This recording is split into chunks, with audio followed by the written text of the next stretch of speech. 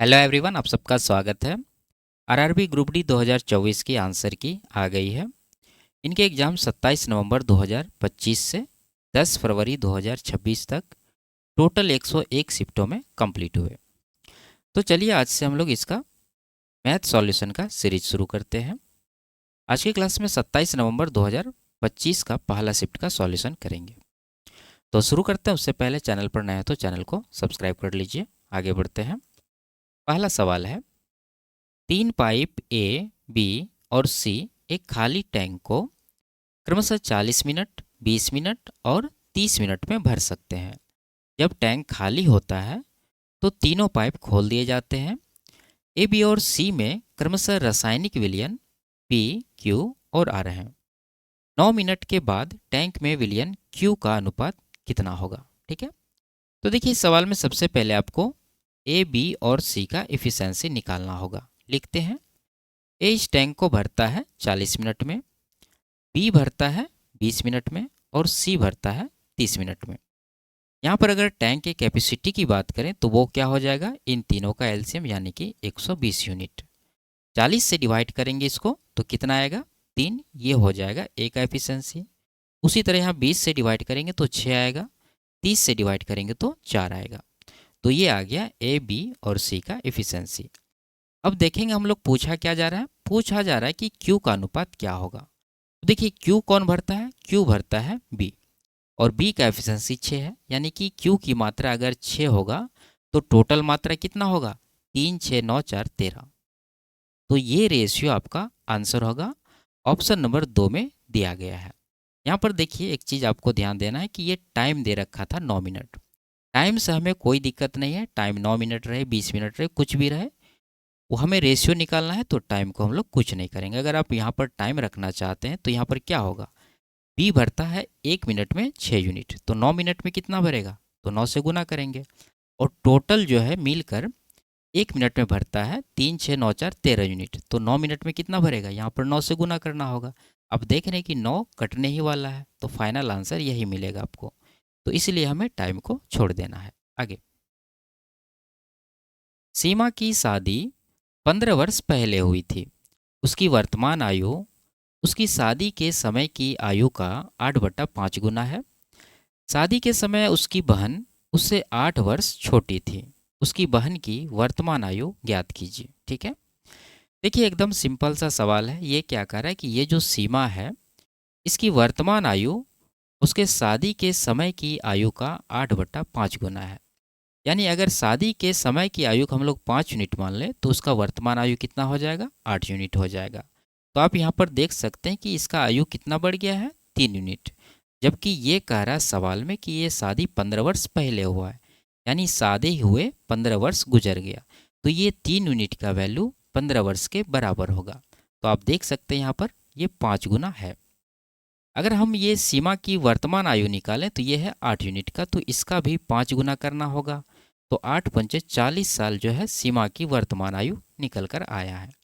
लेकिन ये कह रहा है कि उसकी बहन की वर्तमान आयु क्या है, और उसकी बहन जो है उससे 8 वर्ष छोटी है। तो आप यहाँ पर सीधा सीधा कह सकते हैं कि उसकी बहन 32 साल की होगी, क्योंकि दो पर्सन के बीच का जो एज गैप होता है वो हर एक उम्र में बराबर होता है। यानी इसकी बहन इससे 8 वर्ष छोटी है, तो ये पूरी ज़िंदगी जब तक ये दोनों जीवित रहेगी, ये 8 वर्ष का गैप इन दोनों के बीच में रहेगा। ठीक है।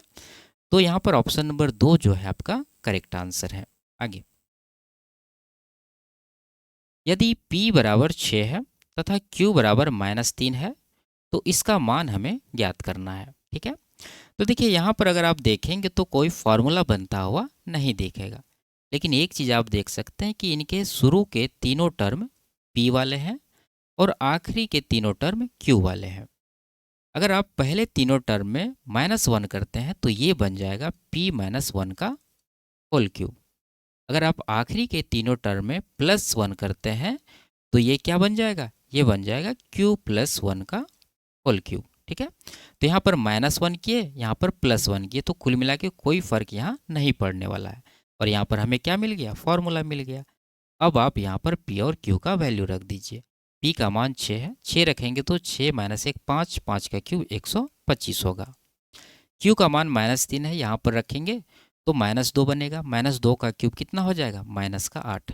125 में 8 घटाएंगे तो 117 इस सवाल का करेक्ट आंसर होगा। ऑप्शन नंबर 4 में दिया गया है। आगे, यदि tan बराबर 12/5 है तो सेक थीटा का मान ज्ञात कीजिए। ठीक है, तो ये tan थीटा क्या होता है? p/b, यानी p का मान 12 है, b का मान 5 है।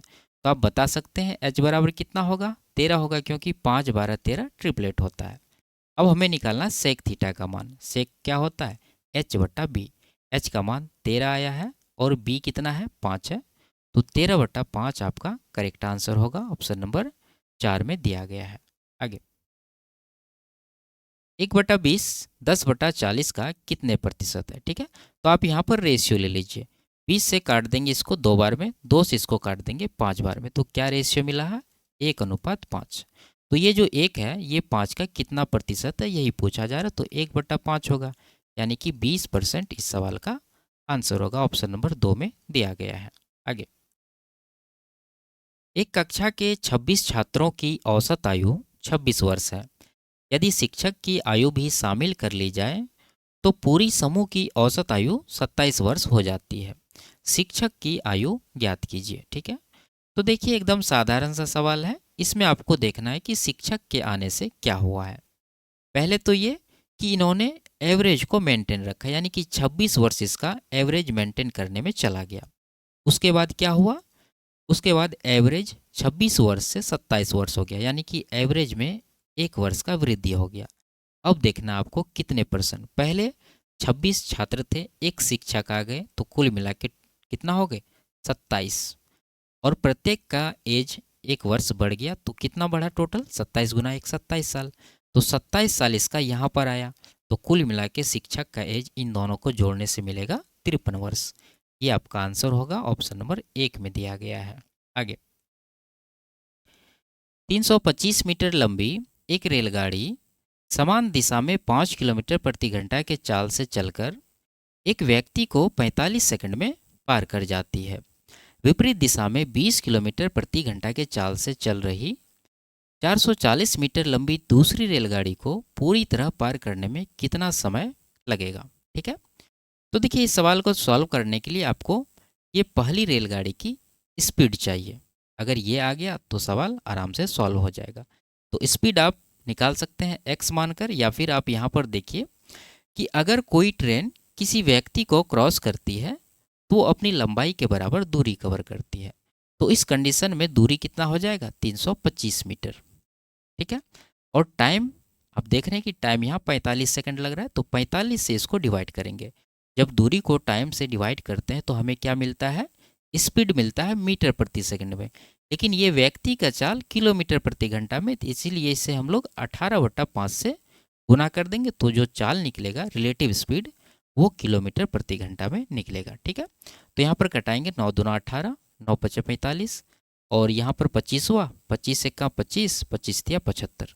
ठीक है, तो 13 दूना 26 किलोमीटर प्रति घंटा इसका रिलेटिव स्पीड है। ठीक है, तो यहाँ पर क्या कर रहा है कि ये समान दिशा में जा रहा है, यानी कि जब ट्रेन इस दिशा में जा रही है तो आदमी भी इसी दिशा में जा रहा है।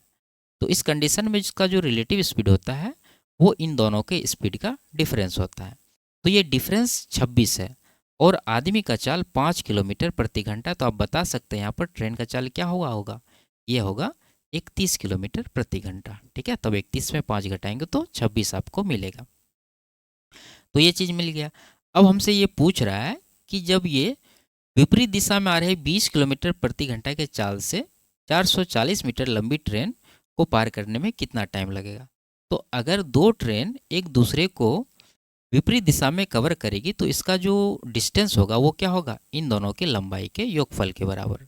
तो इसका लंबाई 325 है, इसका 440 है, तो जोड़ने के बाद ये मिलेगा 700 कितना 65। ठीक है, तो 765 मीटर का डिस्टेंस इसको कवर करना है। लेकिन स्पीड क्या होगा? जब ये विपरीत दिशा में जाएंगे तो इसका रिलेटिव स्पीड इन दोनों की स्पीड का योगफल हो जाएगा। तो जोड़ लीजिए, इसका 31 है और यहाँ पर ये 20 दे रखा, तो 31 + 20 कितना हो जाएगा? 51। अब आपको यहाँ पर ध्यान देना है कि ये जो डिस्टेंस है ये मीटर में है और ये जो 51 आया है ये किलोमीटर प्रति घंटा में, इसलिए इसे 5/18 से गुना करके मीटर प्रति सेकंड में बदलना होगा। तो 5 नीचे रहेगा, 18 ऊपर चला जाएगा। तो ये कैलकुलेट करने के बाद हमें टाइम मिलेगा। तो कटा देंगे इसको 3 से 6 बार में, 3 से ये 17 बार में, 17 से ये जरूर कटेगा, 17 चौके 68 और 17 पचे 85।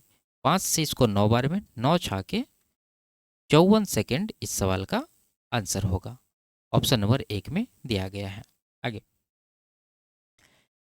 निम्नलिखित में से कौन सा अनुपात 3:2 के तुल्य है? ठीक है, सिंपल सा सवाल है। यानी किस ऑप्शन को सिंप्लीफाई करने के बाद हमें 3:2 का अनुपात मिलेगा? तो आप कहेंगे यहाँ पर 18 या 54, 18 दूना 36, ऑप्शन नंबर 3 इसका करेक्ट आंसर होगा। ठीक है, आगे, समान एमआरपी वाली वस्तुओं पर 6 खरीदे 4 मुफ्त पाए योजना के अंतर्गत कितने प्रतिशत की छूट प्राप्त होती है? सिंपल सा, 4 हमें फ्री मिल रहा है लेकिन पे करना होगा हमें 6 4 10। तो 10 पर 4 का डिस्काउंट हुआ, यानी कि ये 40% इसका आंसर होगा। ऑप्शन नंबर 4 में दिया गया है। आगे,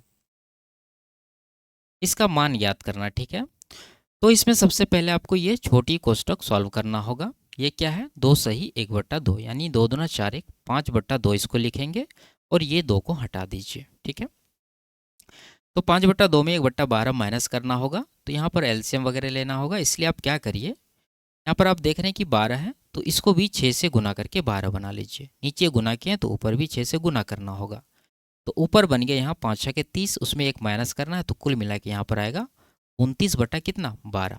ठीक है, तो ये कोष्टक के अंदर का वैल्यू 29/12 है। बाहर अगर देखें तो 0.5 है, यानी इसका मतलब 1/2। अगर आप गुना करेंगे तो यहाँ से मिलेगा आपको 29/24, यानी यहाँ तक का वैल्यू हम लोगों ने कैलकुलेट कर लिया। और ये क्या है? 4 1 का 4 1, 5/4। 5/4 में हमें माइनस करना है क्या? 29/24, जो वैल्यू हमने पहले निकाला था। तो यहाँ पर भी वही तरीका, आप यहाँ पर गुना करके 6 से 24 बना लीजिए। यहाँ भी तो ये हो गया 30, उसमें 29 माइनस करेंगे तो कुल मिला के कितना आएगा? 1/24। यानी हम कह सकते हैं कि यहाँ तक का वैल्यू 1/24 हमें मिला है। और ये क्या है? 4 × 12 = 13/4। 13/4 आगे भाग है, इसको हम लोग गुना करेंगे और ये 1/24 को पलट देंगे तो ये हो जाएगा 24। अब आते हैं नीचे, 5 से इसको कटाएंगे 3 बार में, तो आप देख सकते हैं यहाँ पर कि 1/3 होगा। तो कुल मिला के 3 ऊपर चला जाएगा, 3 यहाँ पर गुना हो जाएगा। 4 से इसको 6 बार में कटा देंगे, 13 6 के 78 गुना 3 करेंगे तो कितना होगा? 210 + 24 234। ऑप्शन नंबर 1 में दिया गया है, ये इसका सही आंसर है। आगे, दो संख्याओं का एचसीएफ 18 तथा एलसीएम 1512 है। यदि उनमें से एक संख्या 126 है तो दोनों संख्याओं के बीच धनात्मक अंतर ज्ञात कीजिए। ठीक है, तो सिंपल सा आप जानते हैं कि दो संख्याओं का एलसीएम और एचसीएफ ये किसके बराबर होता है? इन दोनों संख्या के गुणनफल के बराबर होता है। ये चीज़ आपको पता होनी चाहिए। तो यहाँ देखिए, एलसीएफ क्या है? 18, एलसीएम क्या है? 15 12। और पहली संख्या इसमें 126 ये दे रखा है, दूसरी संख्या हमें निकालना है। तो ये कट जाएगा 7 बार में और 7 से ये भी कट जाएगा, 7 दूना 14, 7 1 7, 7 6 की 42, यानी दूसरी संख्या हमें मिला 216। और पहली संख्या ये सवाल में दे रखा था 126, तो 216 और 126 का डिफरेंस लेंगे तो कितना आ जाएगा? 90। ऑप्शन नंबर 4 में दिया गया है। आगे, बिंदु P Q R S T ये कोऑर्डिनेट्स हैं, इनसे बने पंचभुज का क्षेत्रफल ज्ञात कीजिए। ठीक है, तो देखिए यहाँ पर क्षेत्रफल निकालने के लिए हम लोग वही तरीका लगाएंगे जो त्रिभुज और चतुर्भुज का क्षेत्रफल निकालने के लिए करते हैं। ठीक है, आप यहाँ पर देख सकते हैं, फॉर्मूला भी मैंने लिख दिया है। इसमें आपको क्या करना है? बाहर बाहर गुना करके जोड़ना है। ठीक है, क्योंकि यहाँ पर पहला कोऑर्डिनेट्स 0 0 है, इसलिए हमें रिपीट नहीं करना है। अगर यहाँ 0 0 नहीं रहता तो इस कोऑर्डिनेट्स को एक बार आगे रिपीट करते, फिर वो प्रोसेस हम लोग करते। ठीक है, तो यहाँ पर आपको बाहर बाहर गुना करना, मतलब ये दोनों में देखिए बाहर बाहर क्या, यहाँ 0 है, यहाँ 0 है, तो कुल मिला के 0 आया। उसके बाद इन दोनों में यानी क्यू आर में बाहर बाहर गुना करना आपको, तो 6 गुना 3 होगा, तो कुल मिला के 18 आया। उसी तरह आगे आपको करते जाना है। यहाँ पर अगर देखें तो 8 गुना 7 होगा, ये 56 हो जाएगा। फिर यहाँ 4 गुना 4 होगा, तो ये कितना हो जाएगा? 16 हो जाएगा। रिपीट हम इसलिए नहीं किए, पहला कोऑर्डिनेट्स इसका जीरो है। ठीक है, अगर नहीं रहता तो आपको रिपीट करके एक बार और बाहर बाहर गुना करके यहाँ पर लिखना था। तो इसको अगर हम जोड़े तो कितना होगा, 50 10 60 10 70 और 70 12 कितना हो गया, 82 8 90। तो यहाँ पर 90 आया है। अब सेम तरीका से आपको क्या करना है, अंदर अंदर गुना करना है। यहाँ पर अगर देखें तो 0 और 6 में गुना होगा तो 0 होगा। उसी तरह यहाँ पर 0 और 8 को गुना करना है तो ये कितना होगा, फिर से 0 होगा। फिर उसी तरह यहाँ 3 और 4 में गुना करना है तो 3 चौके कितना होगा, 12 होगा। फिर उसी तरह यहाँ 7 और 0 को गुना करना है तो कुल मिला के 0 होगा। तो सबको जोड़ने के बाद ये 12 आएगा। अब इसके बाद हमें निकालना क्या है, पंचभुज का क्षेत्रफल। तो क्षेत्रफल बराबर आपको लेना है 1/2 और इन दोनों का डिफरेंस, यानी मोड में आता है ये वैल्यू। तो आप सीधा सीधा यहाँ पर 90 और 12 का डिफरेंस लेंगे तो ये आएगा 1/2 गुना घटाने के बाद कितना आएगा 78, डिवाइड करेंगे तो 39 इस सवाल का आंसर होगा। ऑप्शन नंबर 3 में दिया गया है। ठीक है, आगे। कक्षा की अंतिम परीक्षा में 100 में से 21 विद्यार्थियों के अंक इस प्रकार दिए गए हैं। इन आंकड़ों का बहुलक ज्ञात कीजिए। ठीक है, तो आप जानते हैं कि जब इस तरह से डेटा दिया जाता है तो बहुलक निकालने के लिए हम लोग क्या करते हैं, देखते हैं कि कौन सा नंबर सबसे अधिक बार रिपीट हुआ है। ऑप्शन से चलेंगे। 87 को अगर देखें तो यहाँ पर नहीं है, इधर 87 कहीं पर हमें नज़र नहीं आया, यानी ये 0 टाइम्स है। 84 की अगर बात करें तो यहाँ नहीं है, यहाँ पर एक 84 है, उसके बाद कहीं नहीं है तो 84 एक बार आया है। उसके बाद 83 की बात करें तो ऊपर नहीं है, यहाँ पर एक 83 यहाँ है, उसके बाद और कहीं नहीं, यानी ये भी एक बार आया है। तो आप यहाँ पर आंसर लगा सकते हैं 25, क्योंकि ये दोनों सेम है और ये 0 बार है, इसका मतलब 85 अधिक बार आया हुआ। आप चेक भी कर सकते हैं, ये देखिए एक 85 यहाँ पर है, एक 85 यहाँ पर है, ठीक है, और एक 85 यहाँ पर है, यानी ये टोटल 3 बार रिपीट हुए हैं। तो ये इस सवाल का बहुलक हो जाएगा। आगे। एक छड़ को 3 भागों ए, बी और सी में विभाजित किया गया है। ए और बी की लंबाइयों का अनुपात 9:20 है। सी और बी की लंबाइयों का अनुपात 5:11 है। यदि ए और सी की लंबाइयों के बीच का अंतर 10 सेंटीमीटर है तो छड़ की कुल लंबाई ज्ञात कीजिए। ठीक है, लिखेंगे ए और बी का जो रेशियो ये दे रखा है, 9 और 20 का रेशियो दे रखा है। उसके बाद सी और बी का रेशियो 5:11, तो इसको हम लोग उलट देंगे, यानी कि बी और सी का कर देंगे। तो 11 पहले लिखना होगा, उसके बाद 5 लिखना होगा।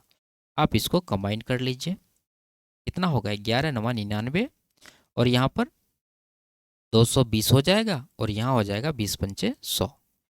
तो हमें निकालना है छड़ की कुल लंबाई, यानी कि सबका टोटल करना होगा। तो टोटल करने से ये मिलेगा आपको 320 और इधर 99, यानी कि ये हो जाएगा 419। तो 419 का मल्टीपल ऑप्शन नंबर 3 केवल नज़र आ रहा है, ये इसका आंसर हो जाएगा।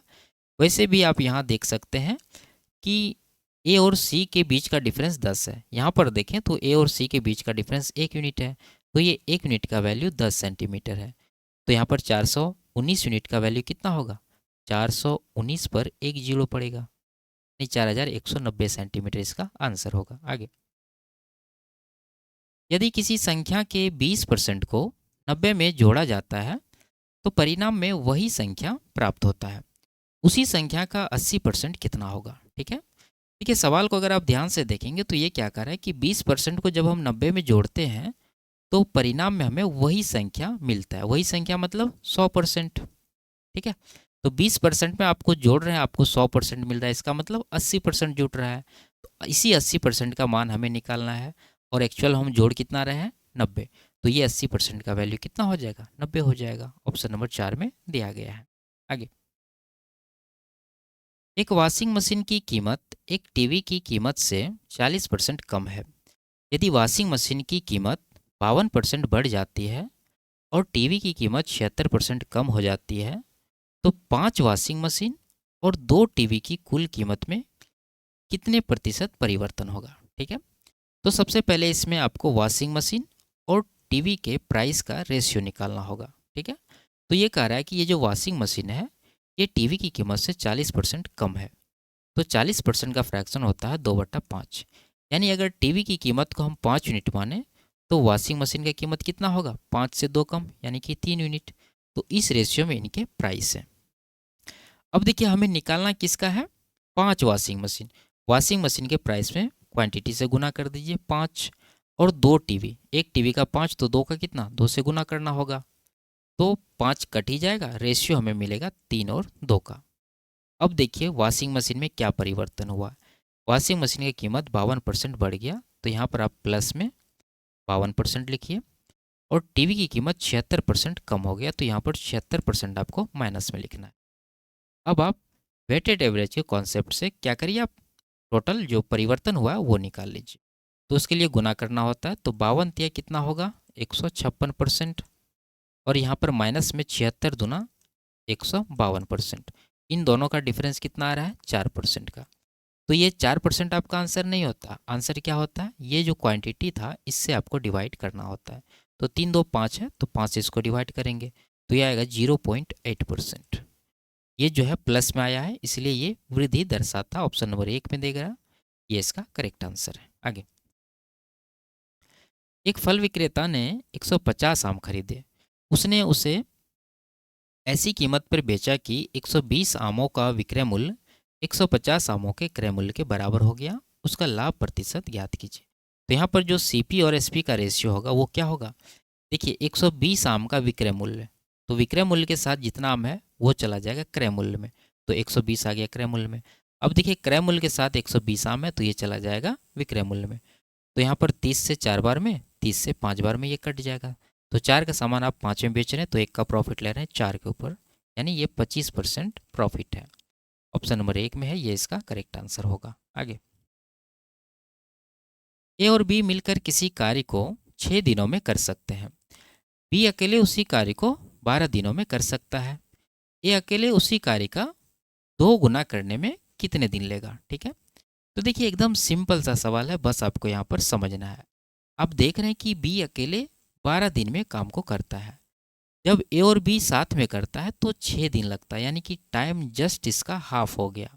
इसका मतलब क्या है, ए और बी ये दोनों का एफिशिएंसी इक्वल है, यानी बी करता है 12 दिन में तो ए भी करेगा 12 दिन में इस काम को। लेकिन ये कह रहा है 2 गुना काम करने में कितना टाइम लगेगा, तो 12 का 2 गुना कर देंगे तो 24 दिन इस सवाल का करेक्ट आंसर हो जाएगा। ऑप्शन नंबर 3 में दिया गया है। आगे, एक बर्तन का 2/5 भाग नीले द्रव से भरा है। शेष बर्तन का 1/3 भाग काले द्रव से भरा है। फिर शेष बर्तन का 5/6 भाग पीले द्रव से भरा है, तथा शेष 4.2 लीटर सफ़ेद द्रव है। बर्तन की कुल धारिता ज्ञात कीजिए। ठीक है, तो आप यहाँ पर देख रहे हैं कि सभी में शेष शेष शेष लगा है। तो आपको क्या करना है, ध्यान देना है कि हमारे पास दिया क्या है।